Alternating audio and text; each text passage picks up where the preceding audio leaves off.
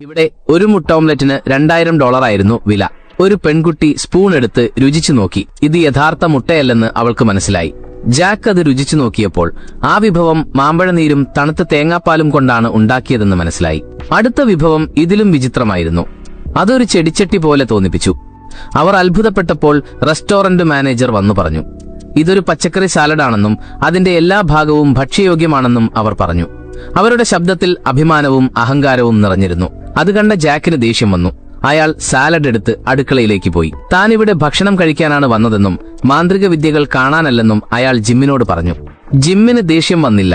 പകരം അയാൾ ഒരു ബീഫിന്റെ ഒരു കഷണം പുറത്തെടുത്ത് ജാക്കിന് ഒരു വെല്ലുവിളി നൽകി. ലഭ്യമായതെല്ലാം ഉപയോഗിച്ച് നല്ലൊരു ഡിഷ് ഉണ്ടാക്കി കാണിക്കാൻ ജാക്ക് തീരുമാനിച്ചു. അയാൾ ഒരു കത്തിയെടുത്ത് ചീര ചെറുതായി അരിഞ്ഞു. എന്നിട്ട് ചീര ചൂടുള്ള എണ്ണയിലിട്ടു.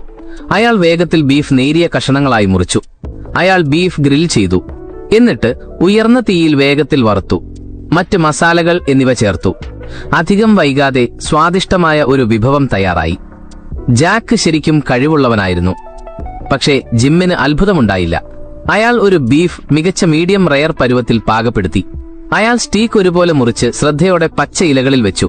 ഓരോ കാര്യത്തിലും ശ്രദ്ധിച്ചു. അയാൾ ബീഫ് കുറഞ്ഞ താപനിലയിൽ 30 മിനിറ്റ് പുകച്ചു. അതിന്റെ ഫലം മൃദുവായതും സുഗന്ധമുള്ളതുമായ ഒരു വാഗ്യൂ സ്റ്റീക്കായിരുന്നു. ജിം പരമ്പരാഗത ചൈനീസ് പാചകം വിശ്വസിച്ചിരുന്നു. ജാക്ക് സ്റ്റീക്ക് എടുത്ത് മണത്തു നോക്കി. ജിമ്മിന് യഥാർത്ഥ കഴിവുണ്ടെന്ന് സമ്മതിച്ചു. ഒന്നും പറയാതെ അയാൾ തിരിഞ്ഞു നടന്നുപോയി.